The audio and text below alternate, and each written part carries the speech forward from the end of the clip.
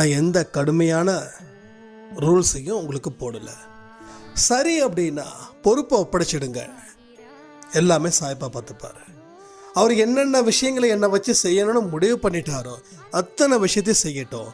நீங்கள் எல்லாத்தையும் ஃபாலோ பண்ணால் அதுவே போதும். அப்போ அந்த வெற்றிடம் வந்ததால் நம்ம வாழ்க்கையில் அவர் சொல்லக்கூடிய அத்தனை விஷயத்தையும் செய்ய வேண்டிய ஒரு இடத்துல நீங்கள் இருக்கீங்க. அதற்கு நீங்கள் தயாரா? கமெண்ட் பண்ணுங்க. என்னால் எந்திரிக்க முடியாது, காலையில் என்னால் அன்பாக இருக்க முடியாது, என்னால் பொறுத்து போக முடியாது அப்படின்னா நீங்கள் இன்னும் ஒரு வருஷம் கழித்து 2025க்கு வாங்க. ஒன்றும் அவசரம் இல்லை. You take your own time. யாரும் உங்களை ஃபோர்ஸ் பண்ணலை, கம்பல் பண்ணலை. உங்களுக்கு வாழ்க்கையில் அடுத்த